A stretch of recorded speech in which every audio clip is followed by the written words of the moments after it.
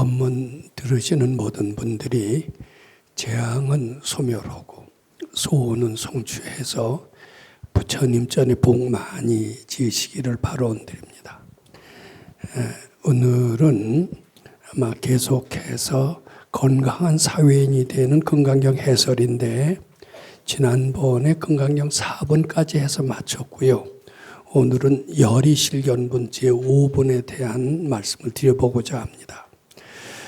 특히 그 밝은 이께서는 이런 이야기를 하십니다. 건강경의 대의는 건강경 3번, 4번, 5번에 나와 있다. 이런 이야기를 종종 하십니다. 특히 건강경 5번에서는 어떻게 보면 가장 부처님이 말씀하시고 싶어 하시는 결론이라고 할 수 있는 그런 이야기, 그런 말씀, 즉 즉견열에 대한 그러한 표현이 나오는데 열애를 본다. 아마 이것을 보통 스님들께서는 견성을 한다 이렇게 해석을 하시는 것 같아요.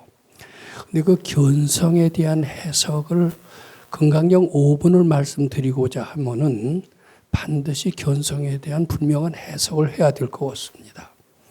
근데 우리 밝은 스승께서 말씀하신 견성의 말씀과 보통 세상에서 이야기되는 회자되는 견성은 상당히 틀린 것 같아요. 근데 그 견성이 어떤 분명한 뜻을 가지느냐 이것을 알고 수행하는 것과 그렇지 않고 수행하는 것은 굉장히 다르지 않을까 싶습니다.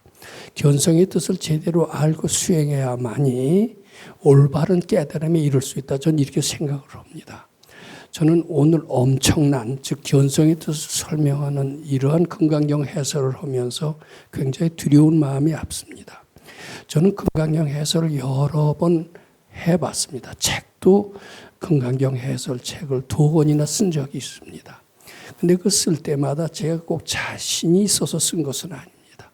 왜냐하면 건강경이라고 것은 부처님의 깨친 경지를 다 드러내신 것이고 그 깨친 경지를 수지독성함으로써 부처님을 닮아가는 그런 부처님이 심오한 경지를 드러나는 그런 말씀이기 때문에 그것은 상당히 지혜가 있기 전에는 깨달음 얻기 전에는 건강경 해설은 제대로 할 수 없다고 저는 생각을 해왔습니다. 그럼에도 불구하고 제가 해설서를 쓴 이유가 있다라면은 제가 그 밝은이를 모시고 몇 년 동안 공부를 했고 어렴풋이나마 밝은이의 법식, 즉 부처님의 법식을 이해하게 됐고 그런 법식의 정도로도 세상에는 너무나 안 알려져 있기 때문에 그런 법식을 알리려고 한 것이 이제 건강경 책을 쓰게 된 이제 동기가 됐는데 건강경 책을 쓰려니까 참 너무나 모르는 게 많았습니다. 저는 늘 제가 공부하듯이 이 도인께서는 스승께서는 이런 구절을 어떻게 해석을 하셨나 또 이렇게 말씀하셨대지만 그것은 내 마음에 분명히 새겨지지 않는다. 그래서 제 마음에 공감이 갈 때까지 스승께서는 이 구절을 어떻게 말씀하셨을까 이것을 자꾸 되풀이 해왔습니다. 자꾸 되풀이 하다 보면은 어렴풋이 파악이 되는 게 있어요.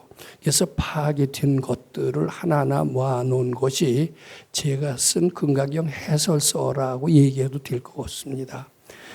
오늘은 제가 쓴 해설서를 바탕으로 해서 물론 거기에도 아마 잘못된 것이 있었을 것 같습니다. 잘못된 것이 있는 것을 또 미안한 생각을 자꾸 바치고 또 바쳤습니다. 자, 오늘도 좋은 말씀을 드려서 부처님의 참뜻을 전달해서 모두 신심발심하기를 바라는 그런 마음으로 나왔다 하는 것을 말씀드립니다. 이렇게 자꾸 원세우면은 아마 올바르게 부처님의 뜻을 전달하게끔 그 근처에는 가게끔 되지 않을까 이런 생각을 해봅니다. 저는 건강경 3번에서 부처님께서 항복기심하는 방법으로 올라온 무슨 생각이든지 부처님께 바쳐라 하는 말씀을 하셨다고 그렇게 말씀을 드린 적이 있습니다. 악의 영임 무여 열반 이멸도지는 무슨 생각이든지 부처님께 바쳐라 하는 겁니다. 우리가 올라오는 모든 생각을 바치지 않고 가지고 있으면요. 그것이 병이 되고 재앙이 되는 것을 우리는 느낍니다. 근데 그것을 가지고 있어서는 안 되기 때문에 그것이 착각인 줄 알고 자꾸 부처님께 바치면 병적인 상태에서 건강한 상태로 되고, 그리고 재앙에서 벗어나서 축복이 되는 그런 이제 이치가 있다는 것을 알게 되었습니다. 그다음에 이제 금강경 4번은 무엇이냐?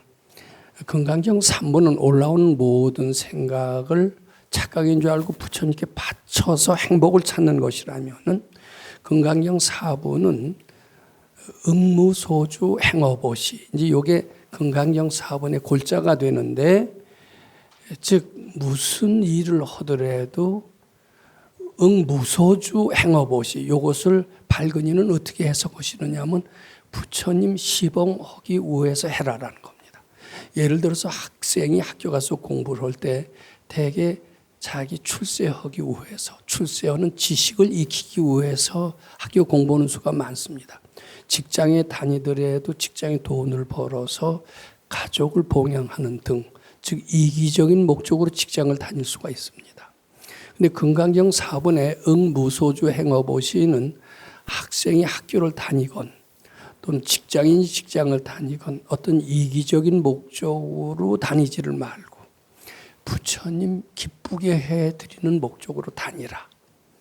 이것이 이제 금강경 4번의 핵심 내용이다. 이렇게 말씀드릴 수가 있습니다. 실제로 이기적인 마음을 내지 않고 부처님 시봉하는 마음을 내면서 무슨 일이든지 하면은 확실히 손해가 아니라 이익입니다. 재앙이 아니라 축복이 됩니다. 내가 아니라 내 뒤에 부처님이 계시는 것을 느끼게 됩니다. 이것이 금강경 4번의 핵심 내용입니다. 즉 금강경 3번은 무슨 생각이든지 부처님께 바치라는 것이 핵심 내용이고, 금강경 4번은 무슨 일을 하되 이기적으로 하지 말고 부처님께 바치는 마음으로 해라라는 것이 금강경 4번의 내용입니다. 그럼 금강경 5번은 무엇이냐? 우리가 무슨 생각이든지 바치는 그 부처님, 우리가 이기적인 목적으로 하지 않고 부처님 시봉하는 그 부처님에 대한 설명이 금강경 5번에 나와 있습니다. 금강경 5번은 한마디로 말해서 그대들이 바치는 부처님, 시봉하는 부처님은 형상이 없는 것이다. 이것이 금강경 5번의 핵심적인 내용입니다. 이제 금강경 5번은 이런 이야기로 시작이 됩니다. 가히 신상으로 견열해부하. 이제 부처님은 그 표현, 이제 불경 속에 여러 번 표현이 나옵니다만은 30 이상의 훌륭한 몸매를 가지고 있고 80정호라는 아주 덕성을 갖춘 몸매를 갖췄다라고 그렇게 써 있습니다. 부처님 모습만 보면 누구든지 환심이 나고 신심발심해 한다는 구절이 나옵니다. 우리는 보통 사람인 링컨 같은 이들도 나이 40이면 자기 얼굴에 책임을 져야 된다는 얘기가 했듯이 부처님 같은 마음이라면 그 외모도 당연히 훌륭할 것이다라고 우리가 예측할 수가 있습니다. 경전에도 그렇게 써 있습니다. 또 우리는 훌륭한 모습을 가진 이를 부처님으로 생각할 수가 있습니다. 근데 금강경 5번은 무슨 말씀이냐 하면은 훌륭한 모습, 이게 부처님이 아니라는 겁니다. 즉 부처님은 아무런 형상이 없다라는 겁니다. 자, 5번에 어떻게 시작이 되냐면 이 몸뚱이로서, 잘생긴 몸뚱이로서 부처라고 판단할 수 있느냐, 이제 이렇게 이야기가 시작이 됩니다. 그랬더니 이제 수보리 존자가 몸뚱이, 아무리 잘생긴 모습을 가졌다고 해서 이것이 부처라고 할 수가 없습니다. 이제 그것이 불가의 신상으로 득견열엔 이런 표현이 나옵니다. 근데 이것을 확대 해석하면은 부처님은 마음 밖에서 찾을 수가 없다라고 이렇게 확대 해석할 수가 있습니다. 우리는 언뜻 알기를 잘생긴 모습에서 잘생긴 모습은 마음을 편안하게 한다. 부처님은 아마 그런 모습일 것이다. 이렇게 생각하는데 이것은 이런 생각을 가지고 수도에서는 상당히 잘못된 길로 간다라는 것을 부처님은 아셨던 거예요. 아시고 그런 그 사람들이 속기 쉬운 함정을 일깨워 주시기 위해서 이 거룩한 모습을 갖고 부처라고 하느냐 이렇게 물으시는 겁니다. 이 수벌이 존재하는 건 얼른 알아두고 절대로 그렇지 않습니다. 불가의 신상으로 득견열애입니다 하고 부처님께서 말씀하신 이 몸매라고 신상이라고 하는 것은 즉비신상, 우리가 얘기하는 우리가 상상하는 그런 몸매가 아닙니다. 이제 이렇게 대답을 합니다. 이것을 저는 이렇게 생각합니다. 마음 밖에서 부처를 찾지 마라. 거룩한 모습, 이게 부처가 아니다. 위대한 모습, 부처가 아니다. 가피력을 주는 그런 아주 존재가 부처님이 아니다. 이런 뜻을 포함하고 있습니다. 마음 밖에 부처를 찾아 헤매지 마라. 마음 밖에 부처는 없느니라. 이런 뜻이 포함되어 있습니다. 자, 그 다음에 열애소설 신상은 즉비신상이니다 그랬어요. 그랬더니 이제 부처님께서 얘기하시는 겁니다. 마음 밖에서도 찾지 말지. 많은 것은 당연하지만은 그렇다고 네 마음속에 부처가 있느냐? 그것도 아니다. 그것도 일깨워 주시고 싶었어요. 부처는 마음 밖에 있는 것이 아니면 물론이려니와 그렇다고 네 마음속에 있느냐? 네 마음속에 있지 않다. 네 마음속에 뭐가 있느냐? 네 마음은 맨날 남 숭보고 불평불만하고 뭐 가끔가다 좋은 생각도 내지만 그런 분별망상이 그득한 네 마음속에 부처가 있다라고 할 수가 없다. 이것을 일깨워 주시기 위해서 부처님께서는 범소유상은 계시어망이라고 그랬어요. 근데 요거 경전 해석하는 분들이 요거 늘 잘못 해석을 하시고 잘못 해석을 하시기 때문에 금강경 실천의 오류를 범하는 것 같습니다. 우리 선생님께서는 요것이 보통 사람들이 해석하는 상당히 다르게 해석을 하십니다. 즉 범소유상은 보통 금강경 해설서에는 어떻게 나오냐면 눈앞에 있는 모든 현상은 눈앞에 드러난 현실은 이렇게 해석을 합니다. 다 허망이니라 이렇게 해석을 합니다. 그런데 우리 스승께서는 이것을 어떻게 해석하느냐 하면 눈앞에 나타난 모든 현실이라고 해석하지 않아요. 내 마음속에 올라오는 가지가지의 분별심은 개시허망이라 다 착각이니라 이렇게 해석을 합니다. 자, 이 둘을 한꺼번에 해석해 보고자 합니다. 우리가 무슨 생각이 있는지 부처님께 바치고 올라오는 무슨 일을 하되 이기적인 목적으로 하지 않고 부처님 시봉하기 위해서 해라라고 금강경 3, 4분에 말씀하셨었습니다. 그러면 무슨 생각이 있는지 바치는 그런 부처님 또 이기적인 목적으로 하지 않고 시봉하는 그 부처님은 어떤 부처님이냐? 형상이 있는 부처님이냐? 거룩한 부처님이냐? 뭐 이런 우리가 생각을 할 수가 있습니다. 아니다. 그 부처님은 마음 밖에서 찾을 수 있는 것도 아니고 또 마음 속에서 찾을 수 있는 것도 아니다. 이렇게 얘기를 합니다. 근데 이게 굉장히 중요해요. 자, 여기까지 된다면 그러면 부처님은 어떤 분이실까? 부처님이 어떤 분이신가를 알아야 우리가 신행의 대상으로 삼고 존경의 대상으로 삼고 그로 위해서 몸과 마음을 다 바칠 수 있는 어떤 절대 공경의 대상으로 그런 대상을 상상하고 싶잖아요. 근데 우리의 그 부처님 아무 형상이 없다라고 하니까 우리는 순간 공황 상태에 빠지게 됩니다. 우리는 뭘 믿고 살아야 되나? 누굴 의지하고 살아야 되나? 지금까지 거룩한 부처님을 의지하고 살았죠. 그리고 전지전능한 부처님을 의지하고 살았죠. 근데 부처님은 그렇지 않다. 네가 생각하는 부처님은 다 틀렸다.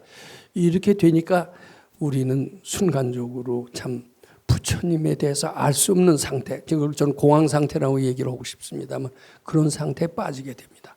근데 일단 공황 상태에 빠지는 게 필요한 것 같아요. 공황 상태에 자꾸 빠져야 됩니다. 그리고 부처님을 그릴 수 없게끔 돼야 됩니다. 부처님을 생각하는 순간 이거 다 틀린 겁니다. 개구즉착이라는 말이 있어요. 입을 벌린 즉 다 틀렸다 그런 건데 상상을 한 즉 다 틀렸다. 이렇게 됩니다. 부처님은. 근데 공황 상태에 빠지지만 자꾸 바치고 이러다 보면은 차츰 실감 나는 게 있대네요. 우리 그 경지까지 잘 모릅니다만 분명히 있다고 그래요. 그래서 이제 범소유상 계시허망을 자꾸 외우는 게 좋습니다. 부처님은 마음 밖에도 안 계시고 마음 속에도 안 계시다. 우리 순간 공황 상태에 빠지는데 그 공황 상태 또한 계시허망이다. 이렇게 하는 게 좋습니다. 자, 그 뒤가 이제 계속해서 이어집니다. 약견 재상이 올라오는 모든 여기서 생각이라고 봐야 됩니다. 모든 생각이 착각인 줄만 알아라. 착각인 줄 알고 바쳐라. 이런 뜻이 됩니다. 무슨 생각이 있는지 바쳐라. 무슨 일을 하더라도 부처님 기쁘게 해드리기 위해서 일해라. 그렇지만 너희들이 바치는 부처님, 시봉하는 부처님은 또한 형상이 없는 것이다. 부처님을 어떤 형상이 있다고 생각하는 순간 그것도 착각인 줄 알고 자꾸 바쳐라. 그것이 약견 재상이 비상이면 즉견열애가 되는 겁니다. 그 뒤에 깨쳤습니다. 모든 형상 속에는 부처님이 계시지 않다. 이것을 확실히 알았습니다. 부처님을 찾으려고 하는 그 마음을 자꾸 바칠 때 아마 그 속에서 부처님이 발견되는지도 모른다. 이런 생각을 하면서 그 뒤로는 어디에 부처님이 있다는 생각을 완전히 띄워버리면서 올라오는 모든 생각을 자꾸 부처님께 바치는 연습을 했습니다. 이제 그것이 약견 재상이 비상이면 비상하라 이런 뜻이 됩니다. 근데 이렇게 자꾸 비상하면은 첫 번째 현상이 모든 탐진치가 자꾸 사라집니다. 괴롭다, 안 된다, 모른다 이런 생각이 착각인 줄 알고 자꾸 바치게 되면은 그게 괴롭다라는 생각이 편안한 생각으로 바뀌더라고요.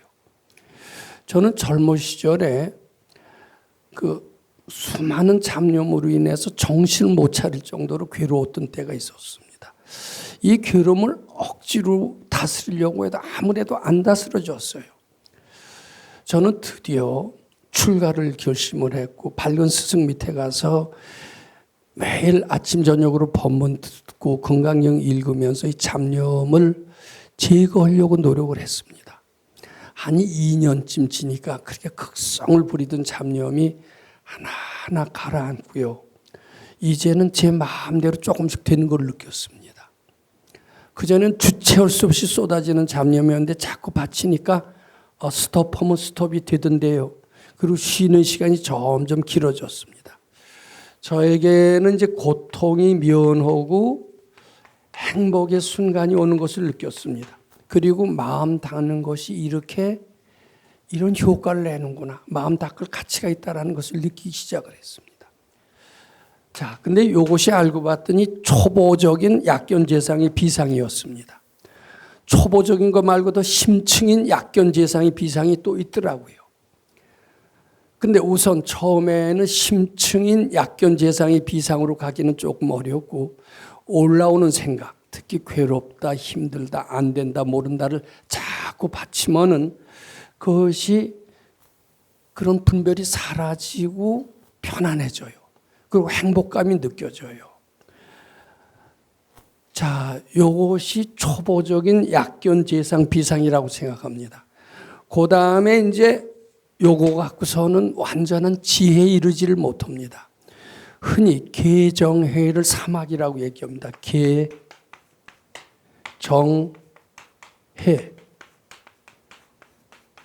여기서 개는 이 본능을 거스러가는 행위를 개라고 하는데 말하자면 올라오는 생각을 뭐든지 바치는 것을 개라고 합니다. 올라오는 생각을 자꾸 바치니까 마음이 안정이 돼요. 안정이 되면서 행복감을 느낍니다. 근데 이 행복감이 최종 행복이 아닙니다. 열반이 아닙니다. 무여열반이 아닙니다. 일종의 유여열반이 됩니다. 근데 이 편안한 것도 자꾸 바치래요. 자꾸 바치면은 드디어 편안함이 무엇으로 이루어지냐면 지혜로 이루어진다. 알아진다는 겁니다. 그런데 1차적인 약견 재상 비상은 6위까지 온 것으로 의미합니다. 그럼 2차적인 즉 정에서 해가 되는 약견 재상의 비상이 무엇이냐? 제가 지난 시간에 말씀드린 것처럼 주경야선 가행정진이라고 생각합니다. 이제 주경야선은 뭐냐면 낮에 일하는 거예요. 이기적인 목적으로 일하는 게 아니라 부처님 전에 복 짓는 걸로 이러는 거예요. 이러려면은 고통이 동반됩니다.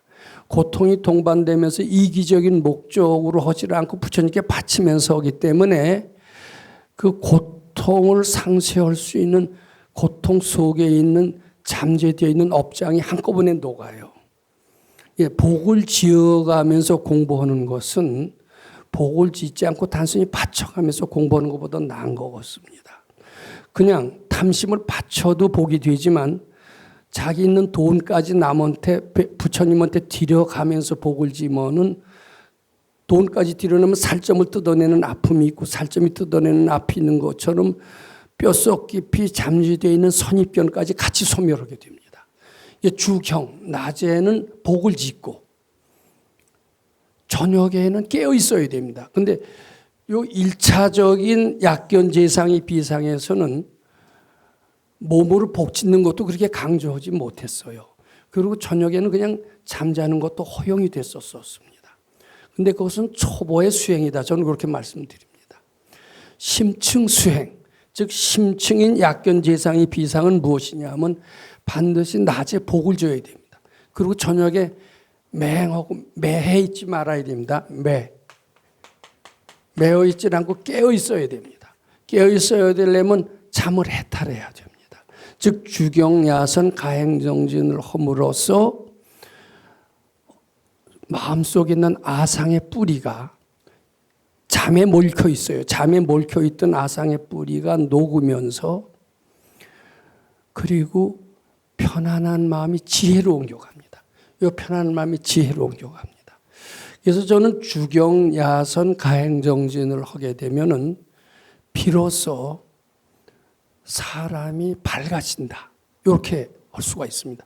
주경야선 가행정진 전에는 그저 행복감만 느낄 뿐이에요. 세상의 고통에서 벗어나 행복감이 느끼는데 아직은 아마 밝은이가 보면 인생을 반밖에 못 살았다. 아마 초보밖에 못 살았다. 그래도 그거는 괜찮다. 이 정도로 말씀하실 것 같아요. 근데 이제 본격적으로 낮에도 복을 짓고 저녁에도 깨어 있어야 됩니다. 잠들지 않는 주경야선 가행정진을 함으로써 본격적으로 밝음이 도래하고 지혜가 이르게 된다라고 합니다. 이 지혜에 대해서는 이 다음 시간에 제가 본격적으로 좀 더 말씀드리고자 하는데 이 지혜를 우리말로 아주 쉽게 이해한다라면은 슬기라는 말로 표현된다고 그래. 슬기. 슬기가 이제 지혜 전 단계, 지혜의 한 모습입니다. 근데 알아진다라고 얘기를 합니다. 근데 제일 먼저 무엇으로 확실히 알아지길 시작하냐면 우리 선생님께서 자주 얘기하십니다. 요거는 굉장히 도인의 경계에 속합니다. 우리는 우리 얼굴에 대해서 되게 만족하지 않습니다. 천하의 미인, 미인은 이제 다른 사람이 미인이라고 그러니까 나는 상대적으로 미인이라고 그러지. 혼자 있을 때 다른 사람이 미인이라고 그러지 않고 너 왜 이렇게 얼굴이 못생겼냐 이런 소리를 자꾸 들으면 자기 진짜 못생긴 걸로 압니다. 근데 대개는 못생겼다고 생각하는 수가 많대요. 근데 이제 주경야선 가행정진을 자꾸 하면서 내 얼굴은 왜 이렇게 못생겼을까? 왜 내 이마는 이렇게 그렇게 구족한 이마가 못 됐을까? 저는 왜 이렇게 인중은 짧을까? 왜 내 머리는 곱슬머리일까? 등등. 불만족이 있잖아요. 자기 외모에 대해서. 근데 그 이유를 우리는 모릅니다. 근데 이제 지혜는 뭐냐면 자기 얼굴이 왜 이렇게 생겼느냐가 알아진대요. 이제 그것이 자신의 전생의 모습을 아는 거라고 그럽니다. 내 머리가 왜 이렇게 곱슬머리가 됐고 내 인중이 왜 이렇게 짧고 서양 사람이면 왜 이렇게 매부리 크고 우리 이유 모릅니다. 동양 사람이고 서양 사람이고 그렇게 태어났으니까 태어났지 이렇게밖에 모릅니다. 근데 자꾸 올라오는 생각을 바치고 모른다는 생각을 자꾸 바치게 되면은 자꾸 알아지면서 내가 왜 이렇게 이런 모습으로 이렇게 태어날 수밖에 없었나 그 이유가 알아진다고 그래요. 이 자신의 전생이 이제 어렴풋이 알아지죠. 어렴풋이 알아지는데 이제 이것을 자꾸 이제 주경야선 가행정진 오면서 깨어있는 상태가 자꾸 이어진다고 그럽니다. 이것은 우리가 어떻게 보면 부처님 경지하고 비슷하기 때문에 저도 어떻게 보면 도인의 말씀을 들은 대로 옮기는 수준입니다. 아마 이런 얘기 밖에서는 잘 못 들으셨을 거예요. 그러면서 이제 내가 왜 이 집에 태어났나? 나의 부모는 왜 요 모양 요 꼴일까? 내 자식은 왜 요 모양 요 꼴일까?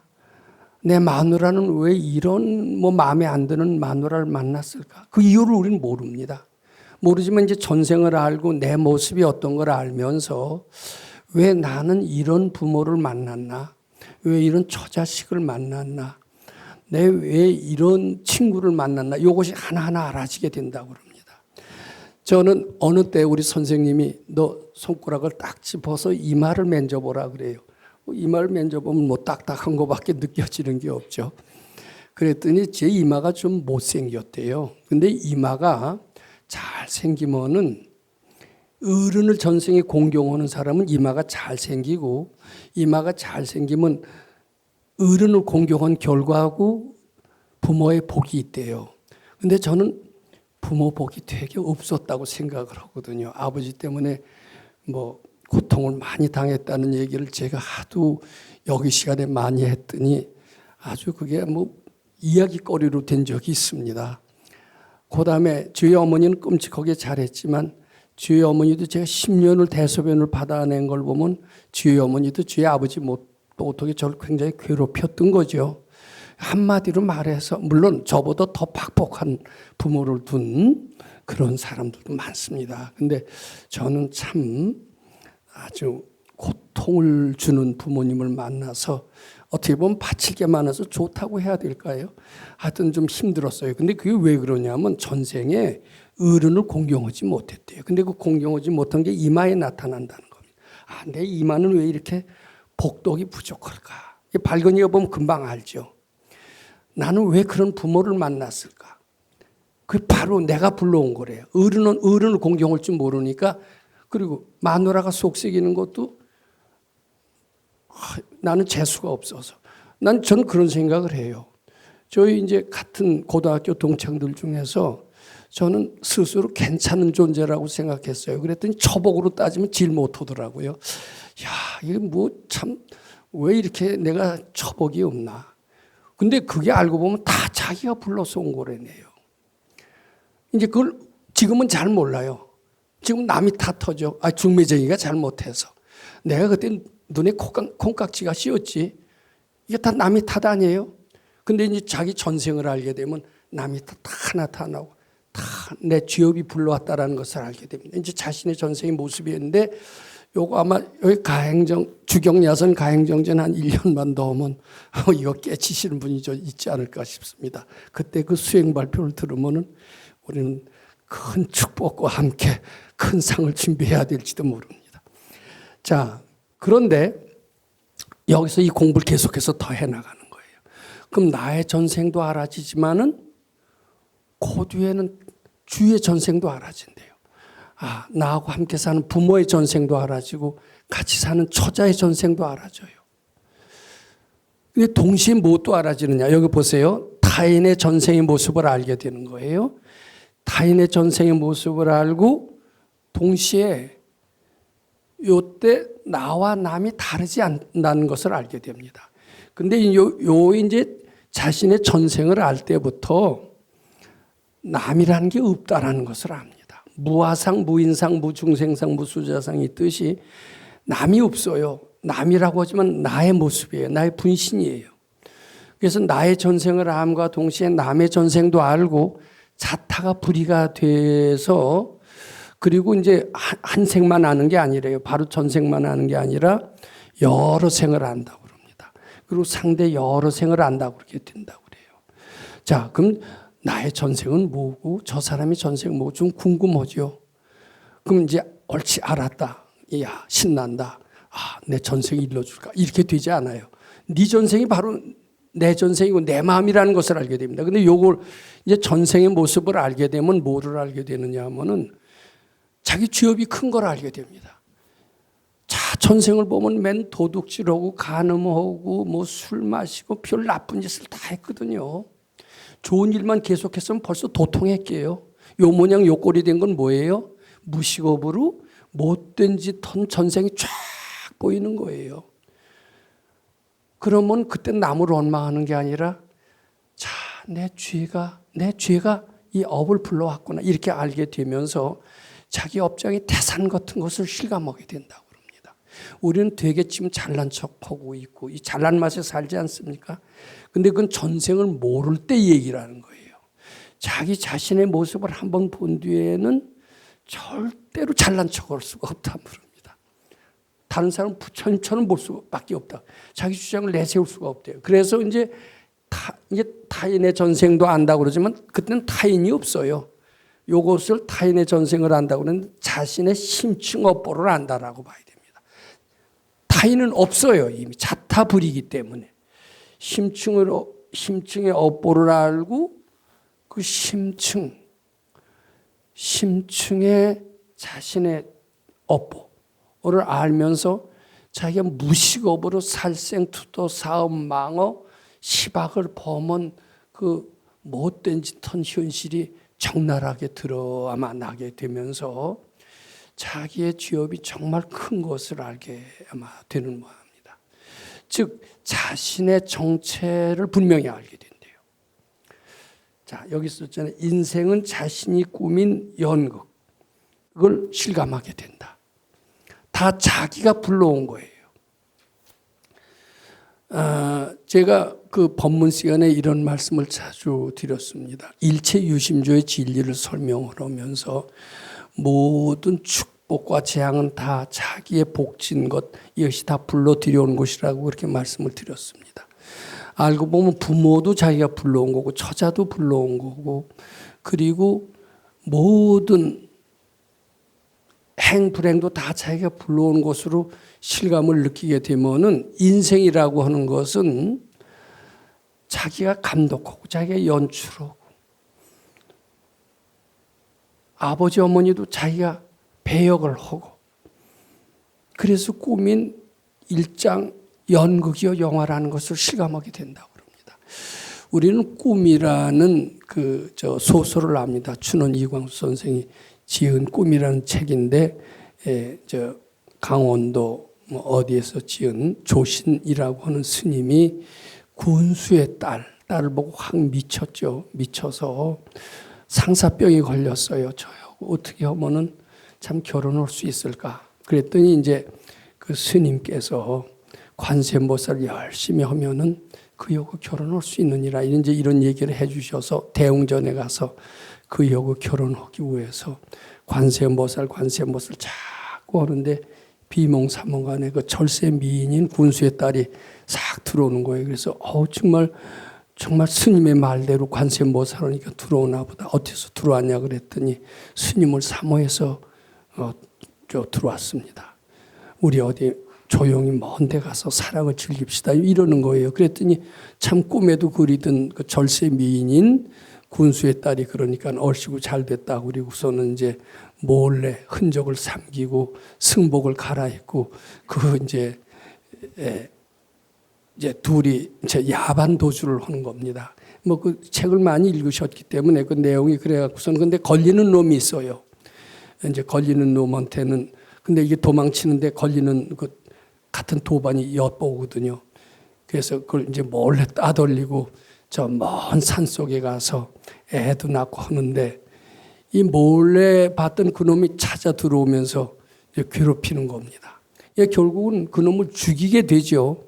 죽이게 되면서 그 죄책감에 걸려서 그냥 전전긍긍하다가 이제 꿈을 깼다라는 얘기가 있습니다. 그런데 전 그 얘기가 인생을 그대로 설명하는데 아주 꼭 맞는 것 같아요. 그건 소설이 아니라 실제로 실화가 그렇대요.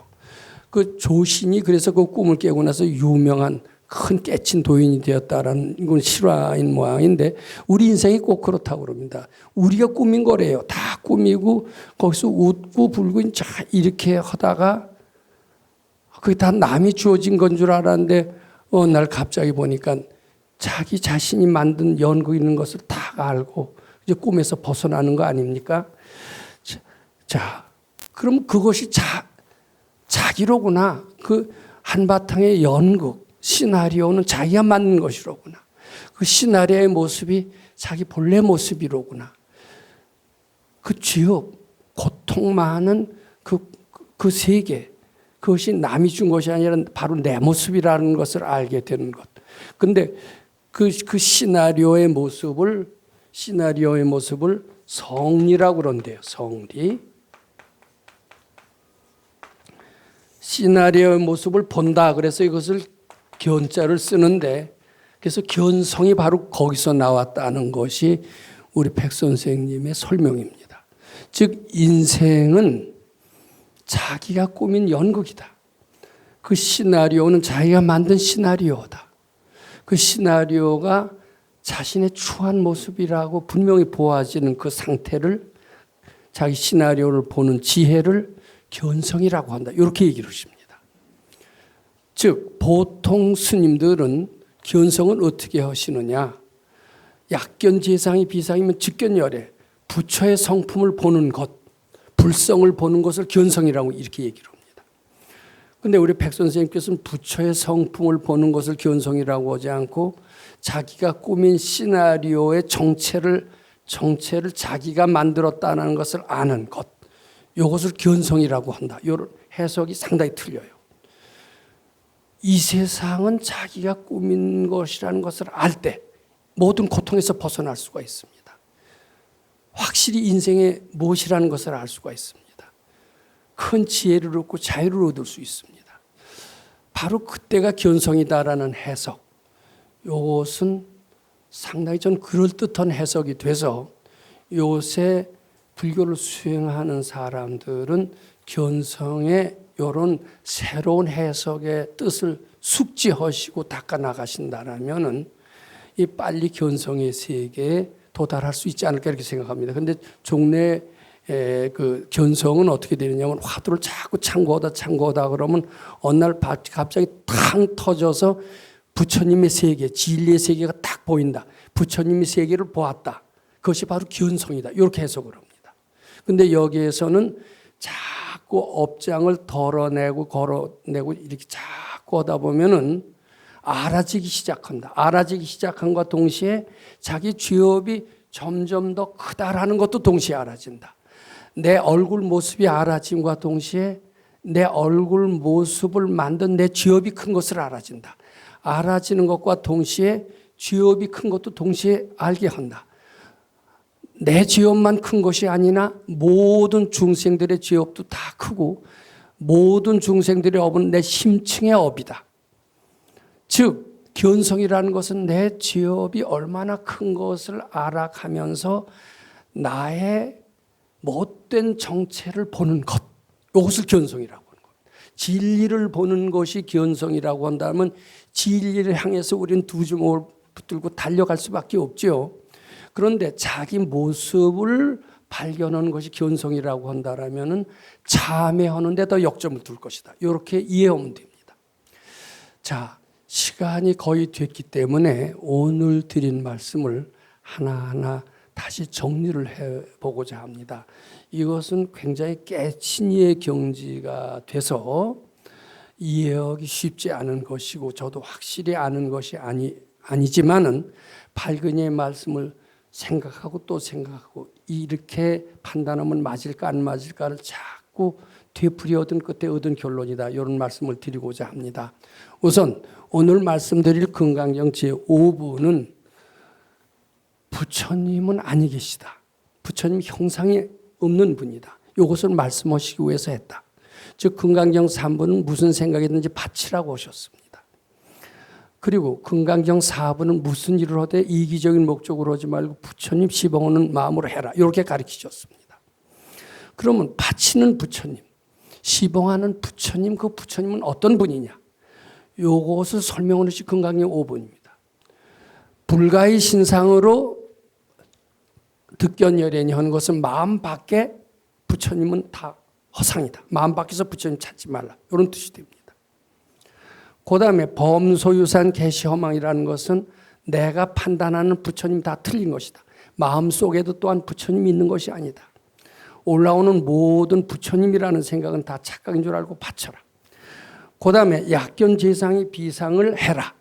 근데 이것은 초보 단계와 심층 단계가 있다. 초보 단계는 고통을 행복으로 만드는 것이다. 기회를 정으로 만드는 과정이다.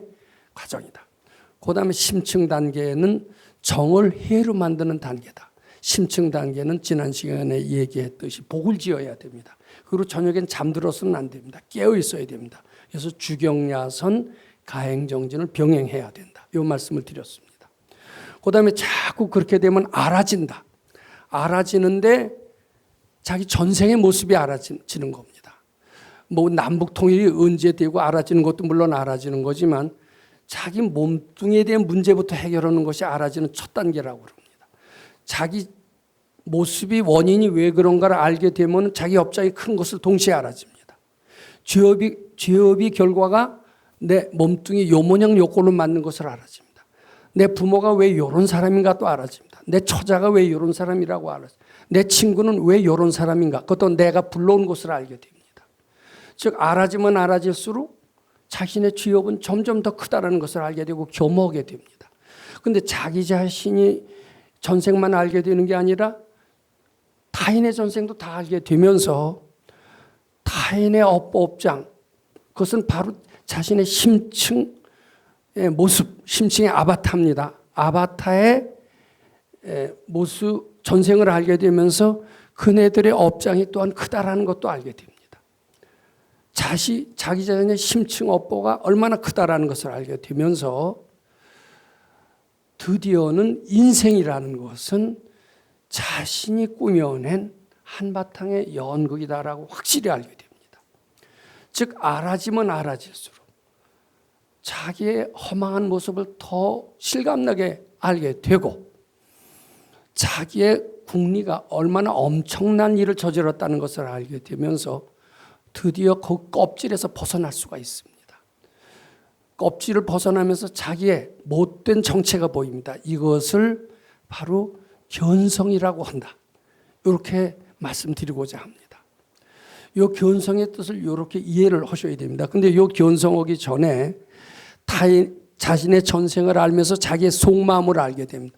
타인의 마음을 알게 되면서 타인의 죄업을 알게 됩니다. 속마음을 알게 됩니다. 이것을 다심통이라고 그러는데요. 내 마음을 알게 되고 내 마음을 알게 되는 그 원리로 다른 사람의 마음을 알게 돼서 다심통이 된다라는 거예요. 그리고 각성 상태로 유지가 되니까 제가 늘 얘기했듯이 어쩌냐게 이 사람 큰일 치렀구나 하는 그런 다른 사람의 일을 다 이해할 수 있게 됐다. 이렇게 보는 것 같습니다. 자, 오늘 말씀드린 부처님은 형상이 없다. 마음 밖에서 찾을 수도 없고 마음 안에서 찾을 수도 없다. 그리고 알아지면 알아질수록 그리고 자기의 죄업이 태산 같으면 알아지고 알아지는 결과는 자기의 못난 모습을 알아지는 것이고 이것을 견성이라 한다. 이렇게 금강경 5분을 정리할 수가 있고 이 다음에 계속해서 부처님은 형상이 없다라는 말을 계속해서 더 이어가도록 하겠습니다. 감사드립니다.